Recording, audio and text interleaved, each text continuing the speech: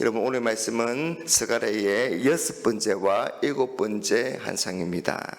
6번째는 날아가는 두루마리 한상이고 7번째는 에바 속의 여인 한상입니다. 이 두 한상은 서로 다른 그림이지만 서로 연결되어 있고 또한 같은 교훈을 말하고 있습니다.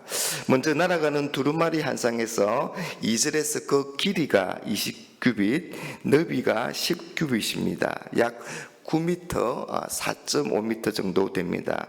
매우 큰 두루마리이죠. 이렇게 큰 책이 하늘을 날고 있습니다. 그러면 그 두루마리에는 어떤 내용이 적혀 있을까요?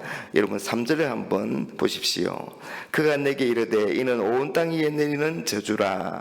도둑질하는 자는 그 이쪽 그대로 끊어지고 맹세하는 자는 저쪽 그대로 끊어지리라. 여러분, 두루마리의 내용은 저주입니다. 심판입니다.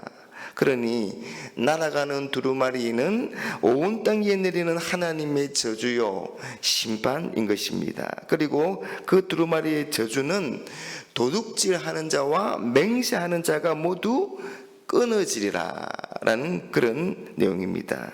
여러분, 여기서 끊어진다는 것은 하나님과의 언약을 저버릴 때 받는 저주를 말합니다. 여러분, 하나님과 이스라엘 백성들이 언약을 맺었습니다. 그건 하나님이 그들의 하나님이 되셔서 그들을 지키시고 보호하시고 그들은 하나님의 백성이 되어서 하나님의 율법에 순종하는 것입니다. 하나님과 이스라엘 백성들의 그런 언약의 관계를 잘 보여주고 있는 것이 바로 십계명이지 않습니까? 그러므로 도둑질하고 거짓 맹세하는 것은 하나님과 이 언약을 저버리는 일이 되고, 그래서 하나님의 저주와 심판을 받게 되는데요. 오늘 말씀 4절에 보니까 도둑의 집과 맹세하는 자의 집에 저주가 머문다. 그런데 그게 언제까지냐? 그 집에 기둥과 돌까지 모두 없어질 때까지랍니다. 여러분, 되게 화재가 나도 기둥은 또 남기 마련입니다. 태풍이 불고 또 쓰나미가 덮쳐도 이 기초로 놓은 돌은 남습니다. 그런데 하나님은 그 집에 저주가 머물되 기둥과 돌까지 모두 없어질 때까지 제자하고도 참혹한 심판을 하신다는 겁니다. 그래서 피할 수가 없는 것입니다. 그런데 여러분, 이 도둑질과 거짓 맹세의 죄는 하나님과의 언약을 어기는 그런 죄인데, 이건 바로 사회적인 불의와 제약이라고 할 수 있습니다. 그러니까 이웃에 대한 죄를 가리킨다고 말할 수 있습니다. 여러분, 레위기 19장 12절에서 18절은요 이웃에 대한 올바른 그런 자세를 말하고 있는 단락인데요, 11절과 12절에 보면 이런 말씀이 있습니다. 너희는 도둑질하지 말며 속이지 말며 서로 거짓말하지 말며 너희는 내 이름으로 거짓 맹세함으로 내 하나님의 이름을 욕되게 하지 말라. 나는 여호와이니라. 여러분, 페르시아에서 이제 포로 생활을 하다 돌아온 이스라엘 백성들은 아직 자리를 잡지 못했습니다. 학개서를 보면 그들은 거주하는 집조차 없었다 그렇게 말하고, 또한 성전을 세울 여력은 더더욱 없었습니다.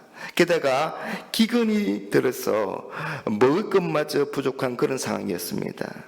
그런데 이런 상황 속에서도 자신이 가진 힘과 지혜를 이용해서 다른 사람들, 특히 가난하고 약한 이웃의 물건이나 권리를 빼앗고 또 하나님이 주신 그 권위를 등에 업고 속여서 자신의 배를 불렸습니다. 그리고도 자신이 가진 힘과 권리를 이용해서 마땅히 받아야 할 벌을 받지 않았습니다. 늘 법망을 피해갔고 벌을 면했습니다. 하나님께서 친히 그런 자를 저주하고 심판하시겠다는 겁니다. 그래서 하나님의 공의를 이루시겠다는 것입니다. 여러분, 일곱 번째 환상인 이 에바 속의 여인도 마찬가지입니다. 여러분, 에바는 곡물에 담는 그런 용기이지 않습니까? 그 안에 한 여인이 앉아 있습니다. 여러분, 한 에바는 약 22리터입니다. 우리 교회에 사용되는 그 생수통이 20리터이니까 그거보다 조금 더 크다고 보시면 되겠습니다. 천사는 이 에바 속에 있는 여인이 뜻하는 것은 온 땅에 있는 악의 모습이라고 설명해 줍니다. 여러분, 성경에서 에바는 종종 이 상거래를 할 때 부정행위와 관련되어 그렇게 설명되고 있습니다. 잠언 20장 10절 말씀에 한결같지 않은 저의 주와 한결같지 않은 대는 다 여호와께서 미워하시느니라 그렇게 했는데, 여기서 대가 바로 에바입니다.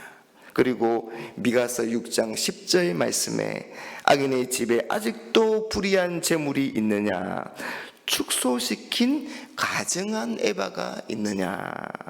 그러니까 에바를 작게 하고 추를 거짓으로 만들어서 속이고 팔아서 부당 이익을 취한 것입니다.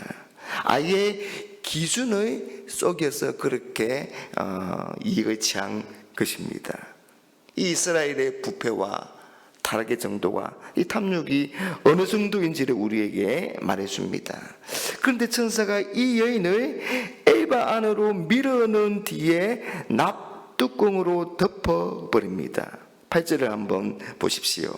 그가 이르되 이는 악이라 하고 그 여인을 에바 속으로 던져놓고 납조각을 에바 아기 위에 던져 덮더라. 그리고 9절 이하를 보면 이 에바를 시나의 땅으로 옮깁니다. 여러분, 시나의 땅은 바벨론을 가리키는데 이곳은 하나님의 반역한 인간들이 이 바벨탑을 쌓은 장소입니다. 여러분, 이건 하나님이 악을 심판하셔서 제어하실 뿐만 아니라 이 시나의 땅까지 옮기셔서 최후의 심판 때까지 거기에 가두어 두시겠다, 그렇게 말씀하고 있는 겁니다. 여러분, 지금 이스라엘 백성들은 바벨론 포로에서 돌아와서 성전을 건축하고 있습니다. 분명 여러 가지 어려움과 방해 속에서 힘들게 성전을 건축하고 있습니다. 여러분, 참 귀한 일이 아닐 수가 없습니다.